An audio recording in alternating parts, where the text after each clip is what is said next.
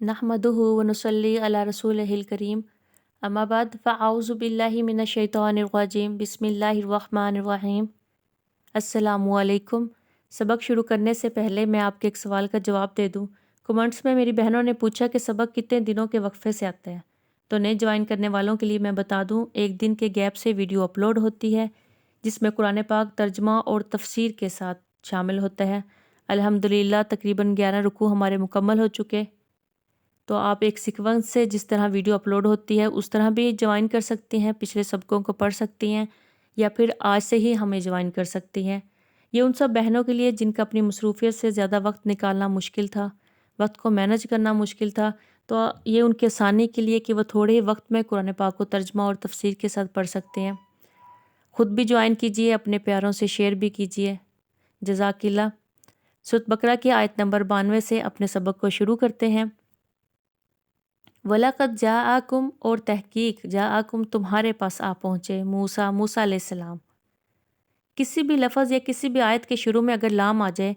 جیسے اس آیت کے شروع میں لاقد، اگر یہ لام آ جائے تو اللہ تعالیٰ اپنی بات کو دلیل سے، تاکید سے، بغیر شک کے اور زور دے کے فرما رہے ہیں کہ آپ پہنچے تمہارے پاس موسیٰ علیہ السلام بالبینات، واضح نشانیوں کے ساتھ۔ ثم اتخذتم، پھر تم نے بنا لیا العجل، ایک بچھڑے کو، من بعدہ، اس کے بعد، وانتم ظالمون، اور تم ظالم ہو۔ حضرت موسیٰ علیہ السلام تم لوگوں کے پاس صاف صاف دلیلیں توحید و رسالت کی لے کر آئے، مگر اس پر بھی تم لوگوں نے ایک بچھڑے کو معبود بنا لیا۔ یہ قصہ اس وقت کا ہے جب حضرت موسیٰ علیہ السلام کوہ طور پہ تشریف لے گئے تورات کے لیے، تو پیچھے سے بنی اسرائیل نے ایک بچھڑے کو معبود بنا لیا۔ حالانکہ اللہ تعالیٰ نے اس کتاب سے پہلے بھی حضرت موسیٰ علیہ السلام کو بہت سی ایسی نشانیاں دی تھی جس سے آپ کا نبی برحق ہونا ثابت ہوتا تھا کہ آپ حق پر ہیں اور آپ سچے ہیں۔ اس کے باوجود انہوں نے آپ کا انتظار کیے بغیر ایک بچھڑے کا معبود بنایا۔ قرآن پاک میں 4 انبیاء کا ذکر بہت بار آیا جن کا نام کا استعمال اللہ نے مختلف اسلوب سے، مختلف طریقوں سے کیا۔ ان میں ایک حضرت موسیٰ علیہ السلام بھی ہیں۔ حضرت موسیٰ کو اللہ نے بہت سے معجزات عطا فرمائے، جیسے یہ اس آیت میں اللہ فرما رہے ہیں موسیٰ بالبینات، کے موسیٰ علیہ السلام آئے واضح نشانیوں کے ساتھ۔ تو نشانیوں سے مراد وہ معجزات جو اللہ نے حضرت موسیٰ علیہ السلام کو عطا فرمائے، مثلاً عصا، ید بیضا، دریا کا پھٹنا وغیرہ۔ اس کے علاوہ بھی بہت سے معجزات اور نشانیاں ہیں جن کی تفصیل، ان کا مقصد انشاءاللہ ایک علیحدہ ویڈیو میں آپ سے شیئر کروں گی۔ تو اللہ فرماتے ہیں تم دعوت و ایمان کا کرتے ہو اور صریح شرک میں مبتلا ہو، جس سے موسیٰ علیہ السلام بلکہ خدا تعالیٰ کی صریح تکذیب بھی لازم آتی ہے۔ ایک بچھڑے کا معبود بنانے کا معاملہ اگرچہ ان یہودیوں کے ساتھ پیش نہیں آیا تھا جو حضور اکرم صلی اللہ علیہ وسلم کے زمانہ میں نزول قرآن کے وقت موجود تھے، مگر چونکہ یہ لوگ اپنے آباء و اجداد کے حامی اور طرفدار رہتے تھے اور انہی کے نقش و قدم پہ چلتے بھی تھے، تو اسی لیے اس آیت میں ان کو بھی شامل فرمایا۔ وَإِذْ أَخَذْنَا، اور جب ہم نے لیا، مِيثَاقَكُمْ، تم سے وعدہ، وَرَفَعْنَا، اور بلند کیا ہم نے، فوقکم الطور، تمہارے اوپر کوہ طور کو، خذوا، کہ پکڑو، ما آتیناکم، جو ہم نے تم کو دیا، بقوۃ، زور سے، واسمعوا، اور سنو۔ قالوا، تو انہوں نے جواب دیا، سمعنا، ہم نے سنا، وعصینا، اور نافرمانی کی یعنی نہ مانا، واشربوا، اور پلائی گی یا زور پکڑ گئی، فی قلوبہم، ان کے دلوں میں، قلوبہم العجل، ان کے دلوں میں بچھڑے کی محبت، بکفرہم، ان کے کفر کی وجہ سے۔ قل، کہہ دیجئے، بئسما، کیا ہی برا ہے، یأمرکم، جس کا حکم دیتا ہے تم کو، بھی اس کا، ایمانکم، تمہارا ایمان، ان کنتم مؤمنین، اگر تم ایمان والے ہو۔ وہ زمانہ یاد کرو جب ہم نے تمہارا کول و قرار لیا، اور اس کول و قرار لینے کے لیے کوہ طور کو تمہارے سروں کے اوپر لا کھڑا کیا، اور اس وقت حکم دیا تھا کہ جو کچھ احکام ہم تم کو دیتے ہیں ہمت اور پختگی سے کے ساتھ لے لو، اور ان احکام کو دل سے سنو۔ اس وقت انہوں نے ڈر کے مارے زبان سے تو کہہ دیا کہ ہم نے قبول کیا اور سن لیا، اور چونکہ واقع میں یہ بات دل سے نہ تھی تو اس لیے ان سے کہا کہ ہم سے عمل نہ ہوگا، اور وجہ ان کی اس بددلی کی یہ تھی کہ ان کے قلوب، دل میں وہی بچھڑے کی پرستش پیوست ہو گئی تھی ان کے کفر کی وجہ سے، کہ جب انہوں نے دریائے شور سے اتر کر انہوں نے ایک بت پرست قوم کو دیکھا، اس کو دیکھ کر اس قوم کو دیکھا کہ وہ بت کی پرستش کر رہے ہیں، تو درخواست کی کہ ہمارے لیے کوئی ایسے مجسم معبود تجویز کر دیں۔ آپ صلی اللہ علیہ وسلم فرما دیجئے کہ دیکھ لیا تم نے اپنے ایمان مضبوط کے کاموں کو، سو یہ کام تو بہت ہی برے ہیں جن کی تعلیم تمہارا ایمان تم کو کر رہا ہے، اگر تم اہل ایمان ہو، حالانکہ یہ کوئی ایمان نہیں ہے۔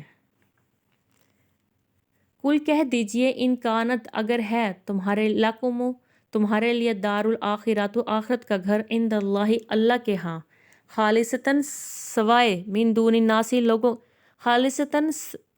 کہ خالص تمہارے لیے من دون الناسی لوگوں کے سوا،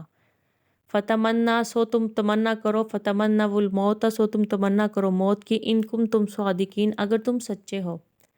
اس بات کے جواب میں اللہ تعالیٰ خود ہی فرماتے ہیں آگے، وَلَئِن اور ہرگز یتمنوہ وہ تمنا نہیں کریں گے اس کی ابداً کبھی بھی، بیما اس چیز کی قدمت جو انہوں نے بھیجی آئیدہم اپنے ہاتھوں سے، کہ وہ موت کی کبھی بھی تمنا نہیں کریں گے ان گناہوں کے سبب جو انہوں نے آگے بھیجے، واللہ اور اللہ تعالیٰ علیم جانتے ہیں خوب جانتے ہیں بالظالمین ظالموں کو۔ بعض یہودی دعویٰ کرتے تھے کہ آخرت کی نعمتیں خالصاً ہمارا ہی حق ہے، تو اللہ تعالیٰ نے ان کے اس دعوے کو باطل کرنے کے لیے فرمایا، اے محمد صلی اللہ علیہ وسلم آپ ان لوگوں سے کہہ دیجئے اگر تمہارے بقول تمہارے عالم آخرت محض تمہارے لیے ہی ہے، تمہارے ہی نفع کی جگہ ہے، تو بلا شرکت غیر اگر تم ہی اس کے مالک ہو تو اس کی تصدیق کے لیے ذرا موت کی تمنا تو کرو۔ وہ کہتے تھے کہ مرنے کے بعد آخرت کا جو گھر ہے وہ ہمارے ہی لیے، تو پھر تم اس کے لیے موت کی تمنا کرو اگر تم اس دعوے میں سچے ہو۔ اور ہم ساتھ اللہ تعالیٰ فرماتے ہیں کہ ہم ساتھ یہ بھی کہہ دیتے ہیں کہ یہ لوگ ہرگز کبھی اس موت کی تمنا نہ کریں گے،